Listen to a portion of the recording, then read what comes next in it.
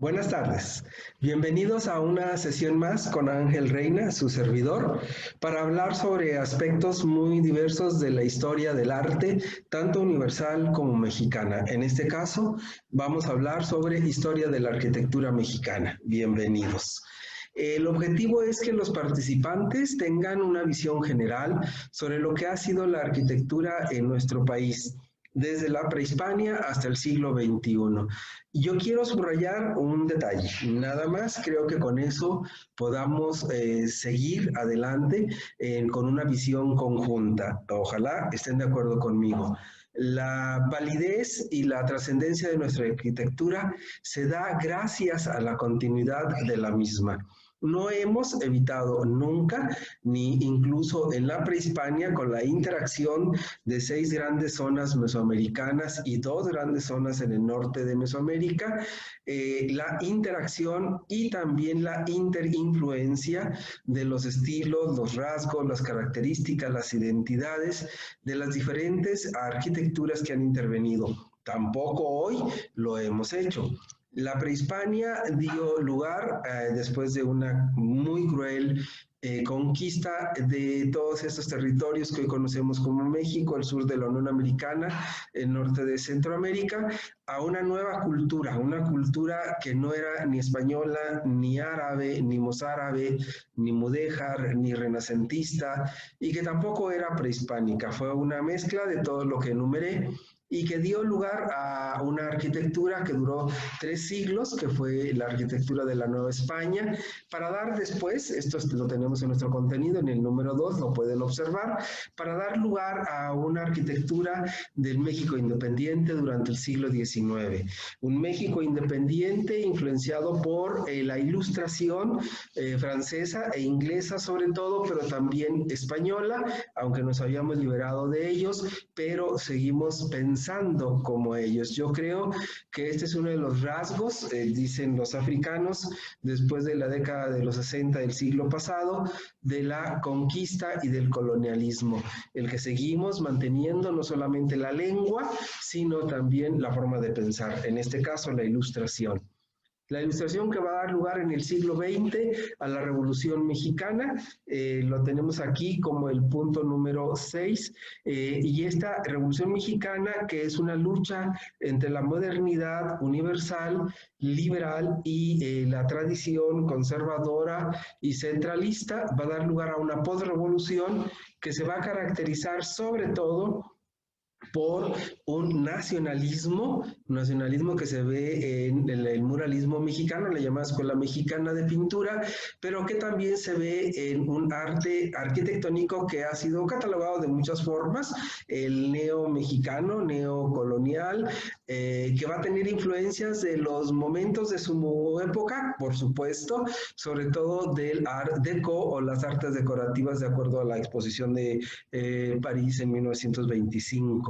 Y pues como todo, tiene que marchar, tiene que dar su lugar a otras corrientes, en este caso al estilo internacional, menos es más, de mediados del siglo XX, en donde la escuela mexicana va a tener que ceder su lugar a una tendencia internacionalista, abstracta, minimalista, de pocas volúmenes que no tengan que ver con la simplicidad y lo práctico, para que a final del siglo y ya entrado nuestro siglo XXI nos hacemos de nuevo a una mirada internacionalista con rasgos nacionalistas. Yo creo que eso es muy importante, no solamente en la tendencia de mediados del siglo XIX de Luis Barragán, por ejemplo, con sus escaleras, haciendas caballerizas en las cercanías de la Ciudad de México, las torres de satélite de Geritz Barragán y otros, sino también en las nuevas visiones,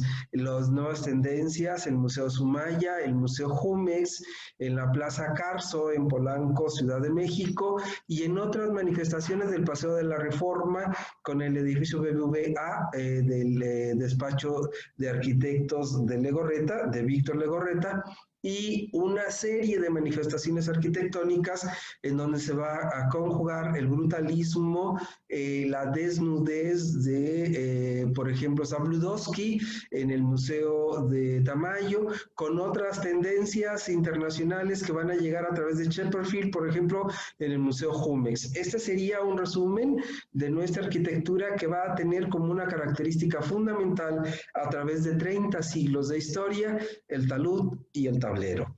Bien, entonces esa sería la conclusión, adelantada, pero esa sería nuestra conclusión. La arquitectura mexicana tiene una historia de continuidad de 32 siglos y un prestigio universal. Por eso somos uno de los destinos turísticos más importantes del mundo, por nuestra arquitectura, nuestra cultura que hemos heredado y lo que hemos aportado a la historia universal del arte. Llegarán mejores tiempos y si usted ve este webinar en el momento en que ya ha terminado la pandemia y está de nuevo el flujo turístico hacia nuestro país, pues va a constatar que los sitios arqueológicos compiten en turismo con los sitios de la manifestación contemporánea del arte, los paseos, por ejemplo, en el Turibús, en la Ciudad de México, por todo el Paseo de la Reforma, los grandes museos de mediados del siglo XX, mi queridísimo Pedro Ramírez Vázquez con toda el área museística de Chapultepec, y a eso vienen los turistas a ver nuestra arquitectura también contemporánea, los grandes centros hoteleros de ciudades como Zihuatanejo, Cancún, en donde se da esta gran manifestación del arte, de la arquitectura de finales del siglo XX. Bien, nuestra sesión de preguntas y respuestas, dadas las características de esta invitación de la Secretaría de Cultura de Coahuila, pues tendrán que ser por escrito. Les vamos a agradecer que puedan hacerme llegar a la dirección de la Secretaría de Cultura o también a androli@yahoo.com.mx las preguntas que ustedes consideren o las observaciones que ustedes gusten hacer. La prehispania entonces se va a caracterizar, como decíamos en la conclusión previa, el talud y el tablero. Todas las manifestaciones arquitectónicas de las grandes 6 regiones prehispánicas de la Mesoamérica, de sur a norte y también de más antigua a las más nuevas.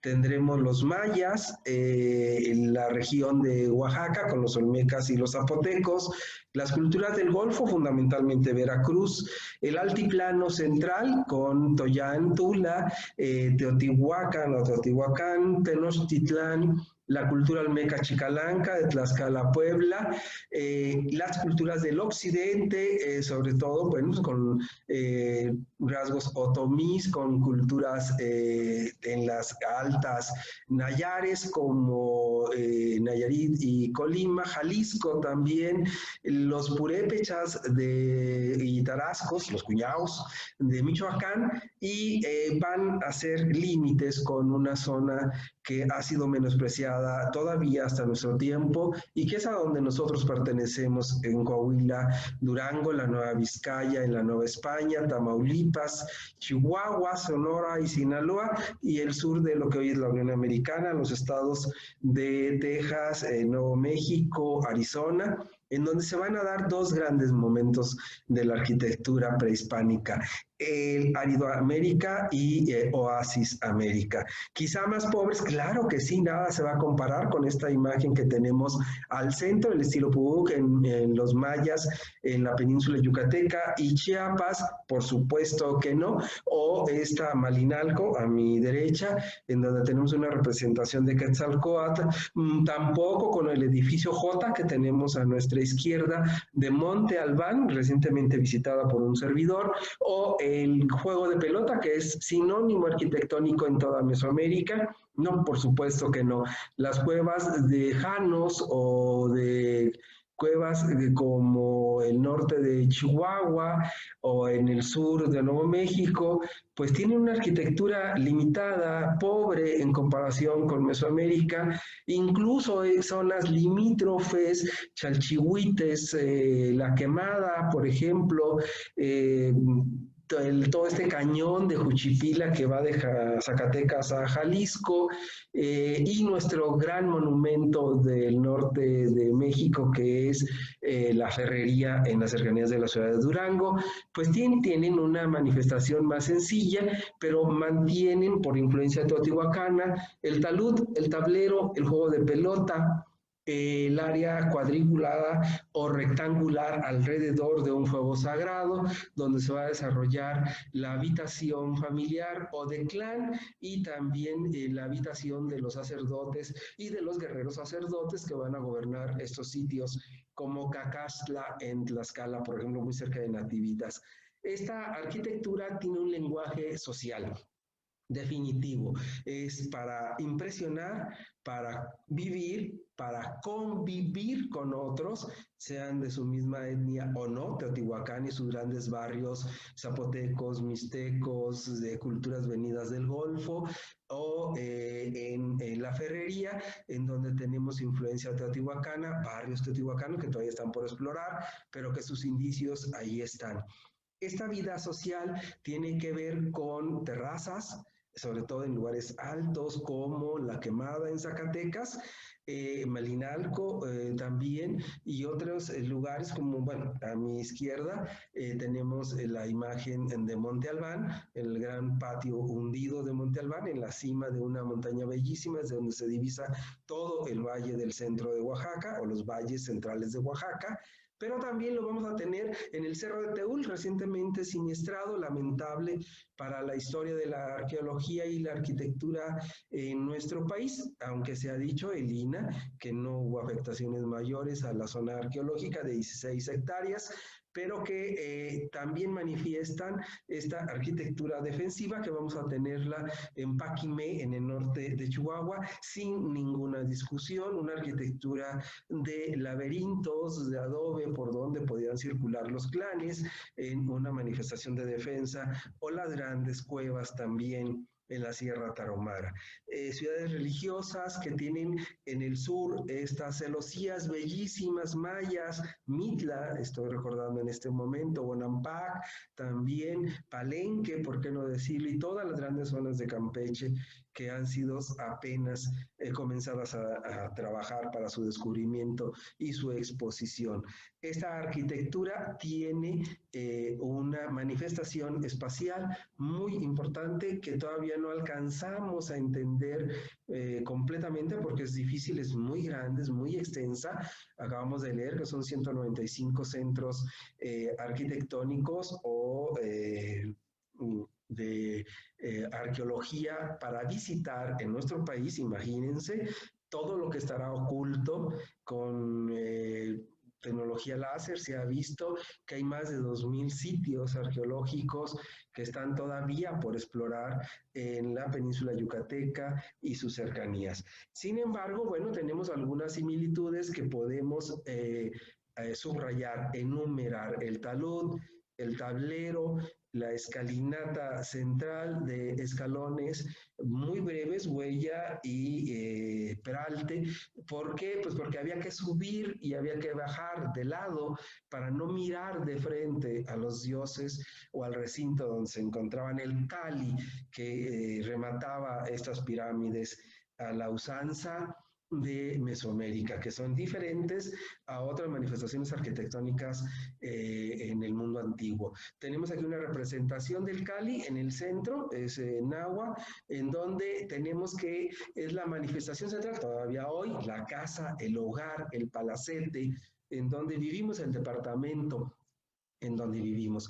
Una Cali que va a ser muy diferente a, bueno, Cali es una palabra náhuatl, las hay también en maya, etcétera, muy diferente en cada una de las grandes regiones, 8 que hemos enumerado, de la prehispania. El barrio que va a reunir al Cali, acabamos de estar en Teotihuacán, en donde hemos visto la exploración de estos grandes barrios comerciales, las cercanías de lo que conocemos como la Calzada de los Muertos, en su eje que es roto hacia el templo de Quetzalcóatl o pirámide de Quetzalcóatl, donde vemos que vivían grandes embajadores comerciales y políticos de otras etnias en Teotihuacán. Tenemos entonces que en la Ferrería, por ejemplo, quedan cimientos de barrios aridoamericanos, o sea, del norte de nuestro país. En Paquimé, el barrio es la ciudad misma, esto es muy bonito, porque no tenían una manifestación, por ejemplo, aquí tenemos arriba y a mi izquierda la pirámide de los nichos en el Tajín, en Veracruz, y en medio de la selva, con olor a vainilla. Si un día la pueden visitar, van a estar de acuerdo conmigo, y si está lloviznando, mejor, porque se difunde más este olor profundo de la selva veracruzana. Y tenemos que tanto la pirámide de los nichos arriba a mi izquierda como la pirámide del sol abajo al centro. La gran característica de la arquitectura prehispánica, que es religiosa, sí, pero también astronómica, matemáticas, astronomía, física, manejo del tiempo en cuanto a su conocimiento, no que puedan ir y venir, sino en cuanto a que saben qué sigue, cuándo será el próximo eclipse. Lo tenemos en el gran observatorio de Chichén Itzá. Hoy afortunadamente ya no se permite la entrada, está ya deteriorándose mucho, y tenían como instrumento de medición simple y sencillamente dos varas entrecruzadas por donde observaban la entrada, salida de los astros, etcétera, y podían prever épocas de sequías, de lluvias, de noches prolongadas, etcétera, de 35 días más un cuarto por año. Todo esto lo supieron ellos. ¿Cómo? Pues por el estudio, la sistematización del conocimiento. La casa como producto del hombre que interactúa con la naturaleza va a ser la representación máxima de la arquitectura prehispánica, según un servidor, aunque desconocemos porque pues muchas de ellas estaban en materiales perennes, sus características exactas, digamos, por ejemplo, la casa de adobe y madera o carrizo en Mitla, en Yagul, en Monte Albán, en Bonampak, en Palenque. Híjole, es muy difícil porque los vestigios son pocos, y también los códices, pues muchos fueron incendiados, robados, destruidos por los conquistadores, sean estos militares o de las almas, los curas que llegaron en el siglo XVI a lo que ya era la Nueva España, 1524, los primeros franciscanos hacia el puerto de Veracruz, la rica Veracruz, que había sido poblada en su origen el 3 de mayo de 1517, pues 19, por Hernán Cortés. Esta conquista a la que llega a ser punta de lanza Cortés con su ejército, no muy numeroso, pero sí muy violento, muy salvaje, que representan a una cultura lamentablemente atrasada. Recordemos que la arquitectura de la Nueva España es herencia de Mesoamérica, pero también de España. Y la España que nos conquistó no fue la España ilustrada, fue la España bárbara, la España que tenía hambre, la España de los expresidiarios, de los que se aventuraban a la mar, a venir a hacer la América, y que traen una arquitectura mudéjar, una arquitectura mozárabe, que es medieval, no es renacentista. El ejemplo perfecto lo tenemos aquí arriba, en la bellísima no porque sea atrasada deja de ser hermosa, arquitectura de la capilla abierta, que es un invento mesoamericano de la conquista, la capilla abierta de El Rosario, en la cúspide de una pequeña montaña en el centro de Tlaxcala, que es conopial, pues sí, es gótica, y tenemos a nuestra izquierda, dentro de la fotografía, la torre que va a señalar el asentamiento hispánico. No sale en la fotografía, pero a mi derecha está la bellísima pequeña iglesia de un convento franciscano con piso de madera, artesonado también en madera, siglo XVI, mediados. A mi izquierda, si lo vemos, está arcada, va a dividir el espacio de la capilla abierta con lo que posteriormente va a ser en la ladera de la montaña una plaza de toros, bellísima, pequeña, se entra por la calle que está bajando de la montaña, y desde la ladera se pueden ver las corridas si es que hay, ¿verdad? Por la pandemia, etcétera. Abajo tenemos una foto al mismo tiempo triste y al mismo tiempo festiva. ¿Por qué? Porque tenemos los vestigios del templo mayor, lo que era el centro ceremonial de la Gran Tenochtitlan, siglo XVI. Un cuarto gran basamento había sido iniciado en 1325 y al fondo el edificio Claro es lo que va a tener como vecino el edificio Mostaza, la Casa de las Ajaracas, que el hoy presidente del país, López Obrador, quiso cuando fue jefe de gobierno utilizar como residencia del jefe de gobierno, pero se descubrieron restos del Templo Mayor y hasta ahí quedó la intención. Se ha seguido trabajando sobre ello. A mi izquierda, en la parte colonial del Centro Histórico de la Ciudad de México, tenemos los recintos hoteleros donde se ha encontrado el templo de Ejecatl o Dios del Viento en pleno centro de la Ciudad de México.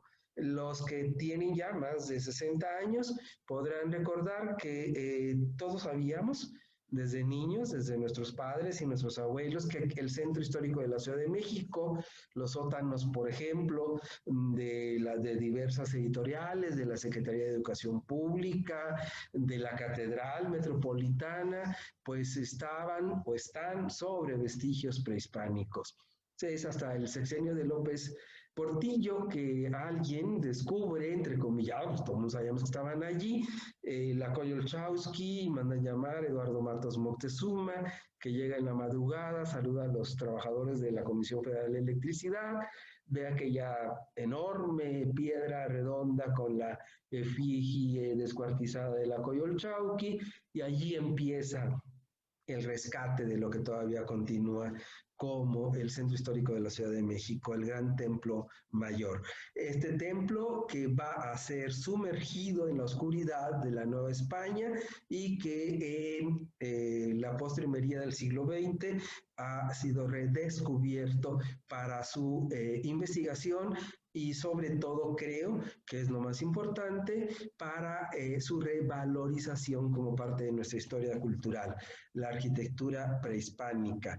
Tenemos que en medio de las tres fotografías de esta nueva transparencia, tenemos una nueva capilla abierta. Las primeras capillas abiertas fue en la ruta comercial de Veracruz a la Ciudad de México. Una de las más antiguas se conserva en San Ángel, al sur de la ciudad, pero tenemos una gran cantidad, todavía hasta Oaxaca, Cozumalapan en Oaxaca, de grandes capillas abiertas que no son otra cosa que el pequeño templo abierto, dado que nuestros antepasados oraban, hacían ritos, etcétera, al aire abierto, no eran templos cerrados como hoy.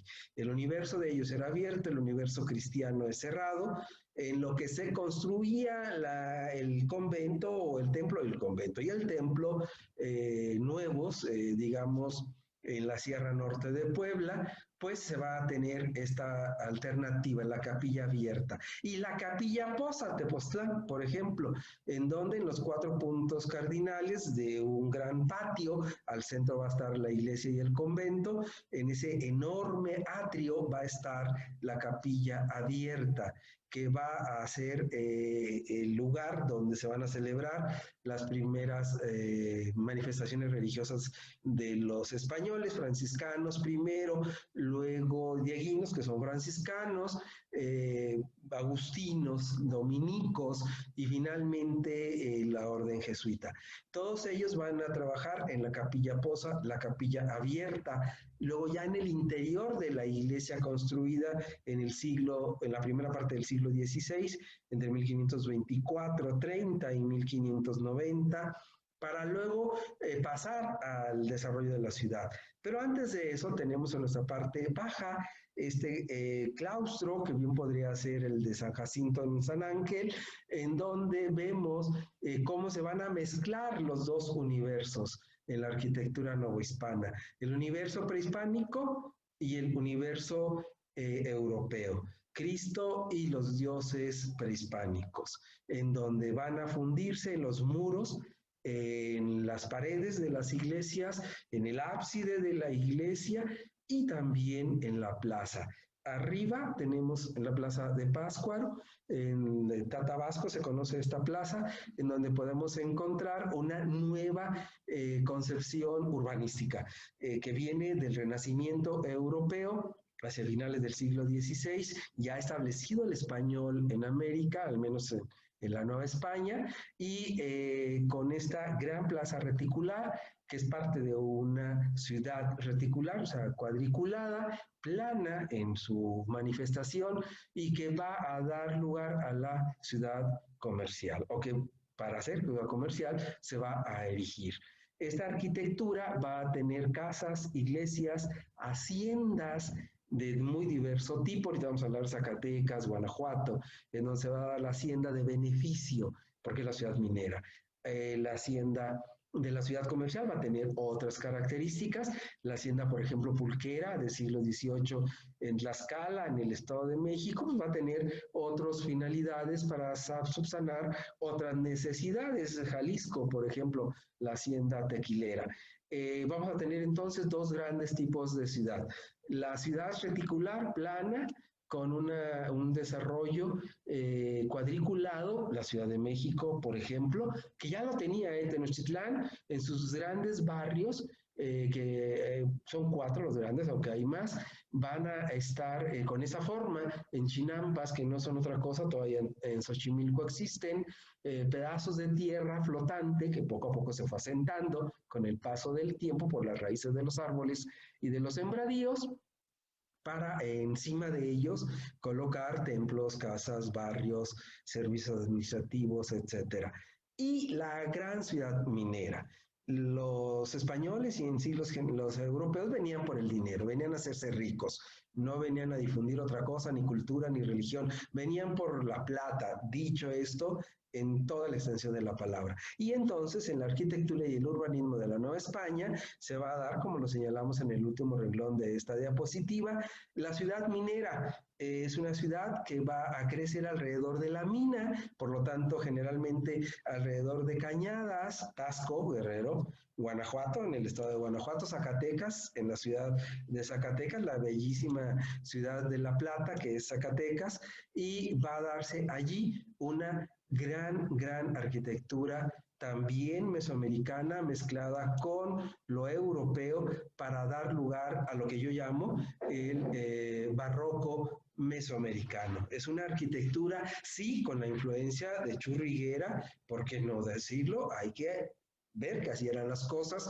con una pintura de Ordaz o de Miguel Cabrera, que va a estar influenciada por la academia, aunque no la teníamos, va a llegar después, europea. Grandes templos barrocos que nos envidia el barroco europeo y que llegó con planos de allá, pero se complementó con características arquitectónicas de acá. Esto es lo importante. Vayamos a Puebla, por ejemplo, con su gran centro histórico de más de 60 manzanas y veamos estos camerines bellísimos revestidos de oro y de plata, o vayamos al templo de Salamanca, en Guanajuato, en donde nos vamos a encontrar al final o casi al final de una ruta bellísima de arquitectura novohispana que había partido en Pátzcuaro para ir a Morelia, luego a Cuitzeo, yo iría a Púndaro, descansamos en Salamanca y quizá dormiríamos en Guanajuato. Vamos a tener entonces allí a una gran iglesia agustina de San Agustín, en donde vamos a encontrar las características de la arquitectura con influencia indígena y también europea. Esto va a ceder su lugar, como todo en la historia, termina porque llega una nueva influencia, la de la Ilustración, y con ello la Academia, Real Academia de San Fernando en Madrid. Bueno, acá es la Real Academia, en un principio vaya nada más Academia, parte de la UNAM de San Carlos. Ahí se van a educar nuestros ilustrados, muchos de ellos indígenas. Recordemos que al principio de la Nueva España hay colegios de indios y también colegios de indias para los príncipes, los herederos, ya sin tierra, ya sin poder, pero sí, con la estirpe prehispánica en Tacuba, en el centro de la Ciudad de México y en otros lugares. Bueno, ya en el siglo XVIII eso ya no existe, pero sí va a existir la Academia de San Fernando, donde van a estudiar los mesoamericanos bajo las órdenes, Indalecio, por ejemplo, de estos grandes maestros que van a venir de Europa. Uno de ellos va a ser don Manuel Tolsá. Vemos arriba a mi izquierda que el caballito por fin encontró casa después de deambular por todo el centro de la ciudad, y lo tenemos en esta plaza que ha sido bautizada como de Manuel Tolsá. Está viendo justo al Palacio de Minería, diseñado y construido por el maestro Tolsá. A espaldas del caballito está el Palacio de Comunicaciones y Obras Públicas de Country, que se construyó después de un concurso convocado por don Porfirio Díaz en 1904. A mi derecha, el inicio de del monumento, de lo que conocemos como el Monumento a la Revolución, en la Plaza de la Revolución, pero que en un principio, finales del siglo XIX, iba a ser el Palacio Legislativo.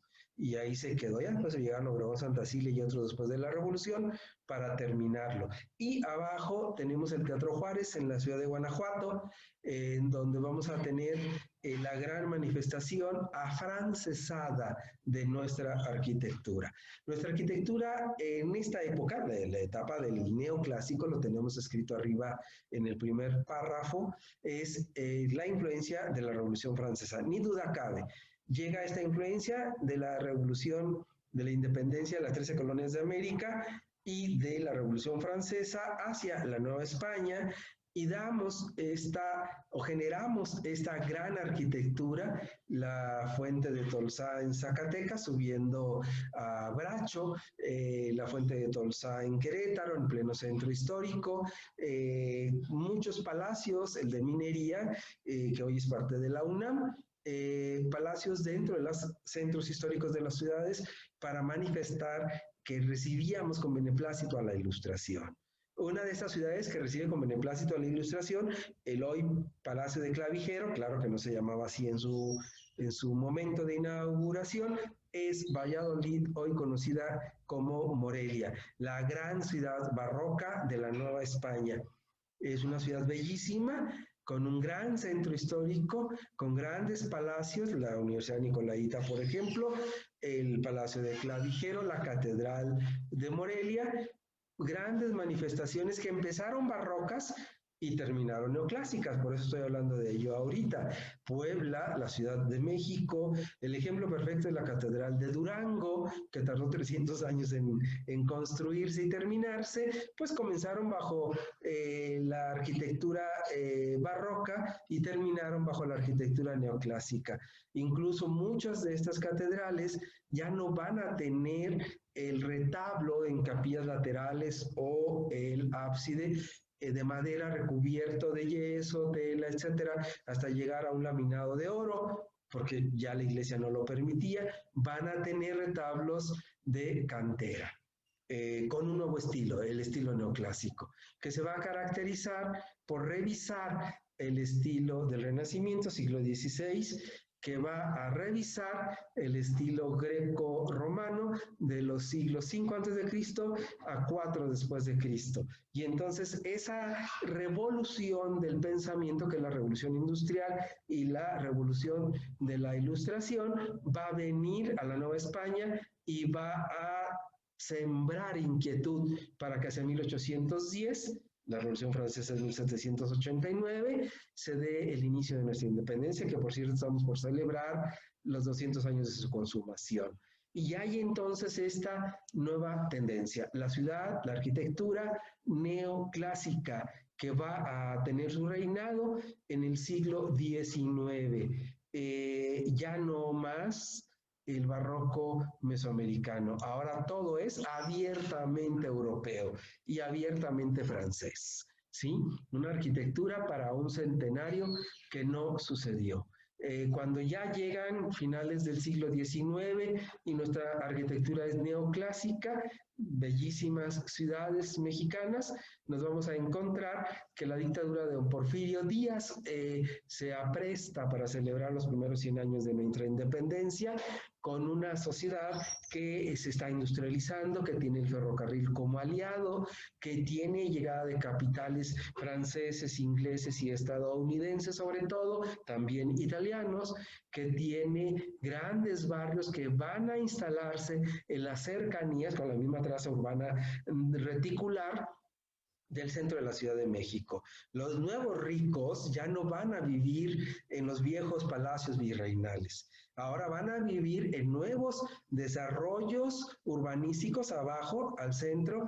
Tenemos la colonia Roma, la Romita, en este caso, esta plaza, en donde estos palacios tipo francés del siglo XIX se van a desarrollar en nuevas colonias o barrios.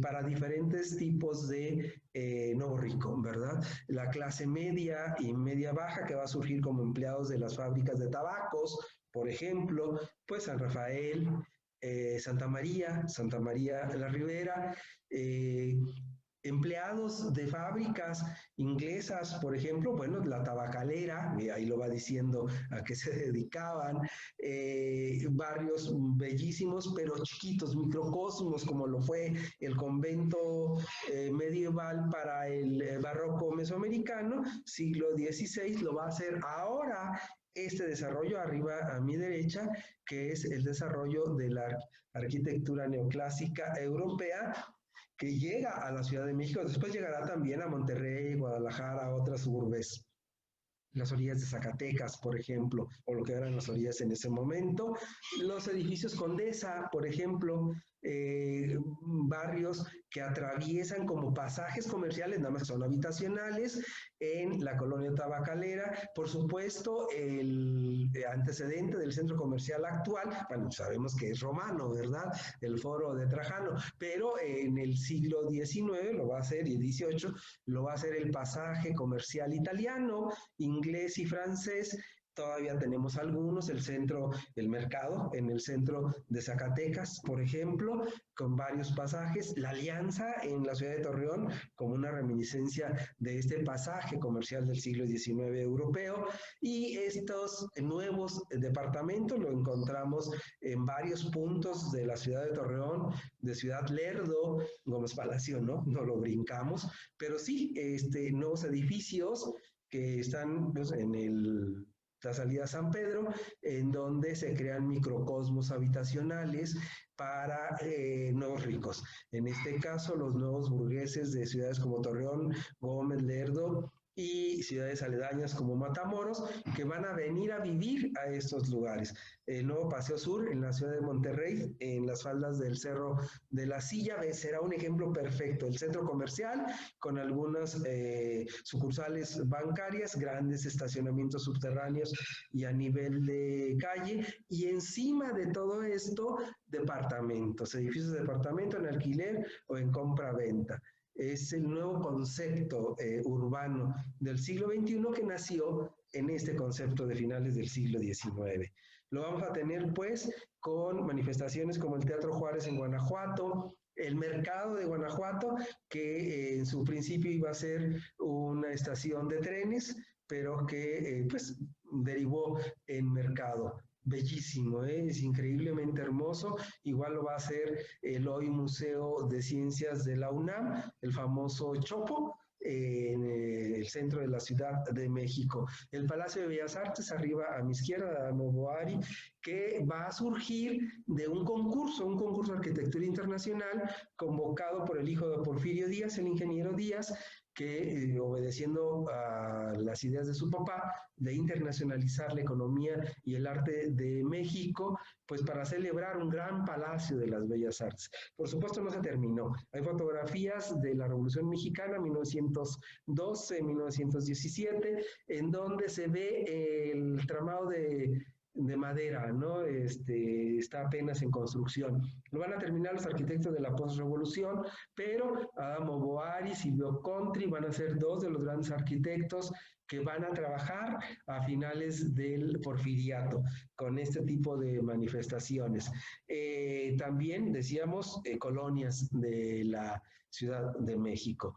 A mediados del siglo pasado, después de un gran auge de la arquitectura de la post-revolución, vamos a encontrar lo que yo llamo la madurez de la arquitectura mexicana, las 4 gráficas que tenemos en esta diapositiva. Pero esta post-revolución en la arquitectura, ¿a qué se va a dedicar? Pues se va a dedicar a terminar los grandes monumentos que no terminó Porfirio Díaz.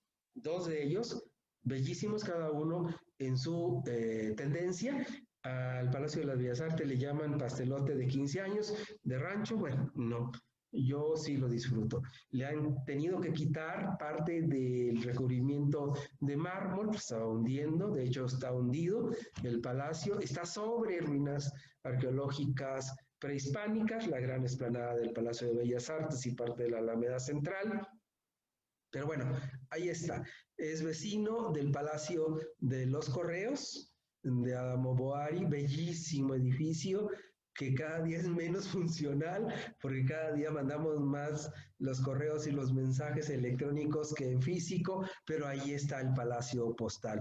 Recientemente, para el Día de Muertos del año pasado, el Palacio emitió, el Servicio Postal Mexicano, una estampilla del Día de Muertos con una imagen de una pintura de don Manuel Muñoz Olivares, uno de los grandes pintores de la comarca lagunera, originario de Matamoros, Coahuila, y además de la venta y clausura del sello, se hizo una exposición de pinturas del maestro Muñoz que han servido como inspiración para otros artistas. Fue en la explanada de la gran escalera doble del Palacio Postal. Es una amplísima recomendación para todos los que gusten y puedan, después de la vacuna anti-COVID, visitar la Ciudad de México y revalorar el Palacio Postal, que también tiene un museo postal. Bueno, pues tenemos que a mediados del siglo pasado tenemos el desarrollo de la ciudad universitaria. Algunos arquitectos de la comarca lagunera estudiaron allí arquitectura, les tocó en otro lugar, el centro de la ciudad, y luego los trasladaron a Ciudad Universitaria para terminar sus estudios. El Arqui Pruneda, por ejemplo, fue uno de ellos. Ya falleció, era de Durango, pero fue maestro en Izitac, el Arqui Gómez Palacio. También estudió allí, le tocó al final, quizá sus primeros años de docencia y de ejercicio profesional fueron en CU. Por supuesto, Ramírez Vázquez. Los grandes arquitectos de la segunda parte del siglo XX estudiaron en este gran ejemplo de arquitectura mexicana. En el 2007, como dice nuestro texto, fue elegido por la UNESCO como un patrimonio universal. ¿Qué tiene? ¿Por qué es importante el CU?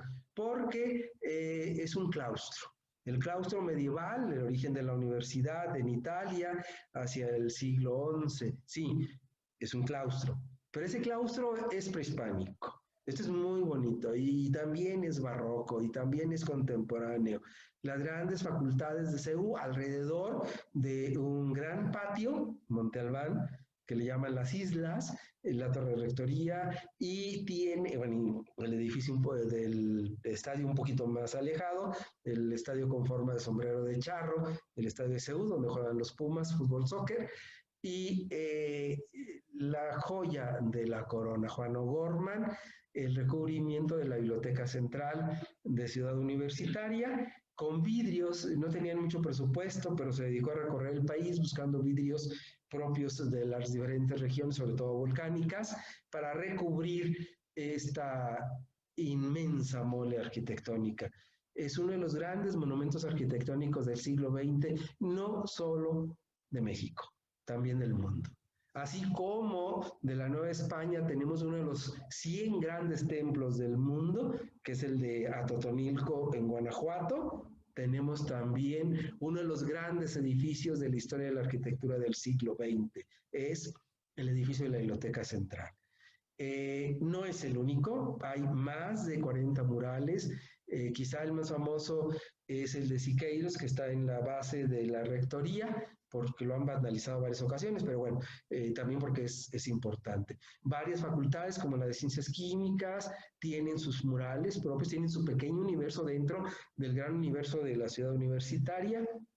Habrá que hablar en otra ocasión, que nos inviten a la cuestión del Museo Universitario Contemporáneo, de Arte Contemporáneo, MUAC, que es bellísimo, impresionante, al sur de la ciudad universitaria, en un espacio nuevo dentro de este Pedregal de San Ángel.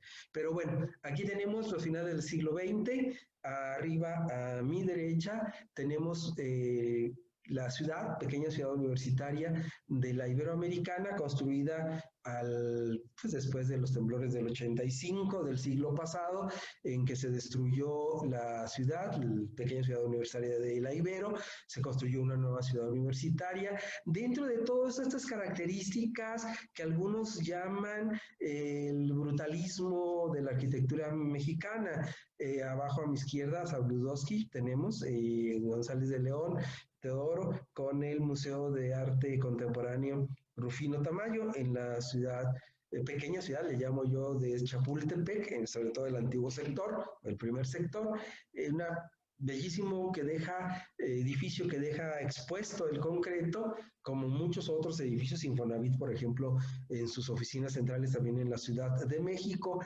o el edificio de Banobras, que cerca de la terminal de trenes en Buenavista, dejan al descubierto, al desnudo, el estadio está acá abajo a mi derecha, de Ramírez Vázquez, a la obra arquitectónica, a la mole arquitectónica, sin este enjarre prehispánico, pero que tiene una gran trascendencia en la Nueva España. Tenemos entonces que vamos hacia la posmodernidad con raíces prehispánicas. No es una locura, es la verdad.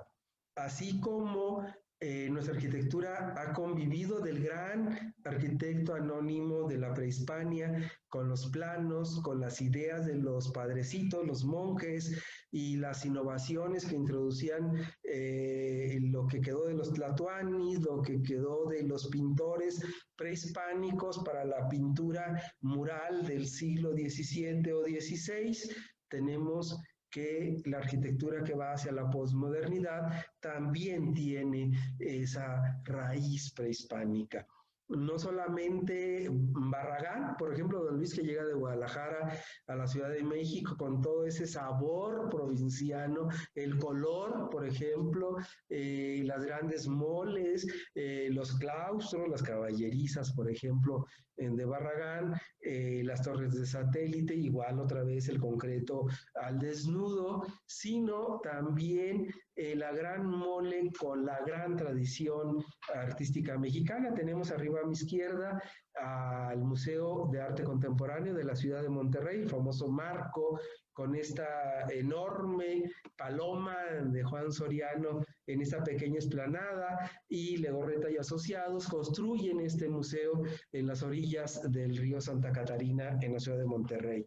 Abajo tenemos el nuevo desarrollo de Paseo de la Reforma, quizá, bueno, en lo personal, quizá el ejemplo perfecto sería el banco de BBVA, la torre BBVA, del despacho de arquitectos de Legorreta, pero que no dejan de ver hacia el exterior, no dejan de ver a los grandes arquitectos, Chipperfield, por ejemplo, de finales del siglo XX, y crear una arquitectura pues con tonos mexicanos, ¿no? A mi derecha tenemos esta gran mole, bellísima mole, en la cercanía, bueno, enfrente de la ciudad deportiva de la Ciudad de México, que vendrá a ser el Palacio de los Deportes. Me tocó la fortuna de estar ahí cuando se inauguró Díaz Ordaz en 1968, en las cercanías de la Olimpiada, después de inaugurar la sala de armas de la ciudad deportiva, donde después serían los Juegos Olímpicos. Nos brincamos la barda para ver la inauguración del Palacio de los Deportes, en donde tenemos la influencia de la arquitectura española de la primera parte del siglo XX y sus exiliados que vienen a México a trabajar, una gran cubierta de cobre delgadísima que va a ser representación de la nueva arquitectura, sí, pero una nueva arquitectura donde México no evita y no quiere negar sus influencias internacionales. Vemos este último ejemplo en donde lo impersonal, la copia, el modernismo, podemos tener muchos calificativos. Podemos encontrar dos, al menos, ejemplos parecidísimos al Museo Sumaya del grupo Carso, de Carlos Slim, en la Ciudad de México, un viejo terreno por donde nosotros paseábamos en nuestra infancia, en Polanco, porque por ahí iba el tren a la ciudad de Cuernavaca. Fue abandonado, lo compraron barato, como suele pasar en los negocios de las inmobiliarias, y lo revitalizaron para convertirlo en la Plaza Carso, que me parece un ejemplo bellísimo de arquitectura mexicana contemporánea. Abajo tenemos el Museo Jumex, de mi amigo David Chipperfield, no lo conozco, pero me gusta su obra arquitectónica, y arriba de Fernando Romero tenemos el Museo Sumaya. Están uno enfrente de otro, y a un lado la gran Plaza Carso, con su teatro y toda una serie de manifestaciones bursátiles, y a un lado, o lo tenemos aquí atrás, del Museo Jumex, una plaza comercial, Antara. Tenemos todo, pues, nos falta nada más, no se ve en la fotografía, el acuario de Imbursa, el banco del Grupo Carso.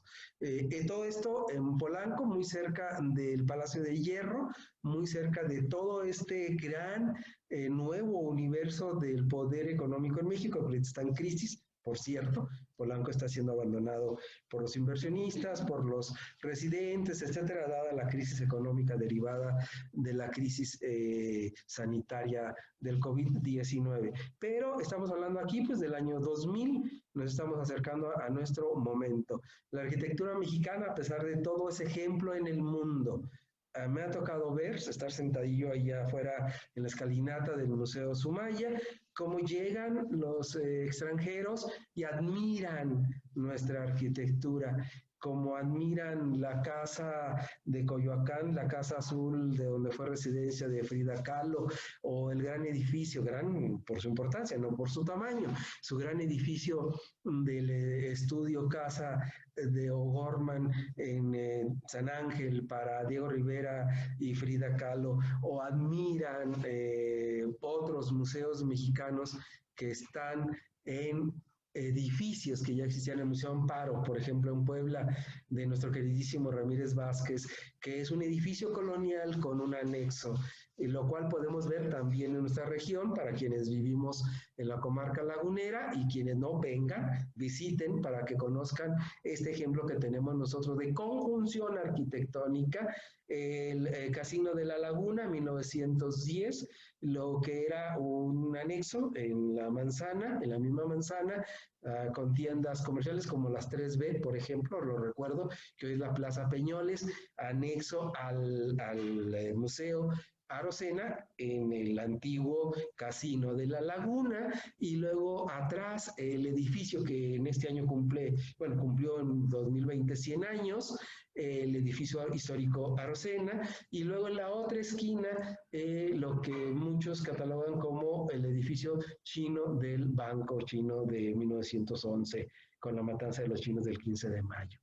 Este gran conjunto arquitectónico con estilos diversos, neoclásicos, Art Deco y contemporáneo, con la carpa interna de la Plaza Peñoles, pues es nuestro ejemplo de cómo se conjugan las arquitecturas. Y si vemos el sótano de la Plaza Peñoles en el Museo Arocena, pues encontraremos un fragmento del canal de la Perla, abovedado hacia principios del siglo XX, manifestación parecida a Guanajuato, en el gran río que hoy es la calle Hidalgo.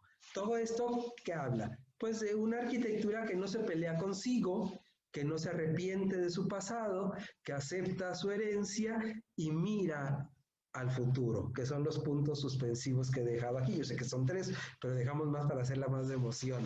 El pasado, su presente y su futuro. Con esto terminamos el webinar. Muchas gracias por acompañarnos. Que tengan buenos días.